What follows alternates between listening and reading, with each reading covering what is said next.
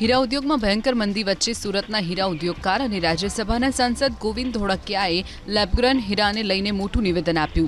ગોવિંદભાઈ ધોળકિયાએ દાવો કર્યો કે હીરામાં મંદી લેબગ્રોન ડાયમંડને લીધે આવી। ટૂંક સમયમાં લેબ્રોન હીરાનો કિલો અને ટનમાં વેપાર થશે। વૈશ્વિક માંગને લીધે લેબમાં ઉગાડવામાં આવેલા અને કેરેટમાં મપાતા લેબગ્રોન ડાયમંડના ટૂંક સમયમાં જ કિલો અને ટનના ઓર્ડર આવશે।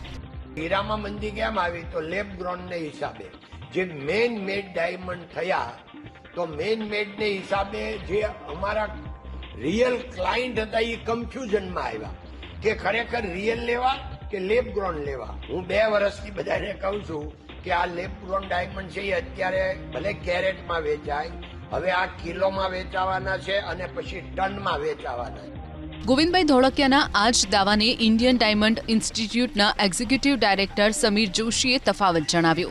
નેચરલ અને લેબગ્રોન ડાયમંડને ઓળખવો ખૂબ જ મુશ્કેલ છે। બંનેને સરકાર માન્ય લેબોરેટરીમાં જ તપાસી શકાય। નેચરલ ડાયમંડ 2.5 લાખનો હોય છે, જ્યારે તેવો જ લેબગ્રોન ડાયમંડ 30 થી 35 હજારમાં મળી જાય છે। ભવિષ્યમાં લેબોરેટરી ગ્રોન ડાયમંડ અને નેચરલ ડાયમંડનું ભવિષ્ય શું, એ જે આખી એની પાછળ જો તમે જોવા જાઓ તો એ જે એનું ભવિષ્ય જે છે એ ખરેખર કન્ઝ્યુમર નક્કી કરશે।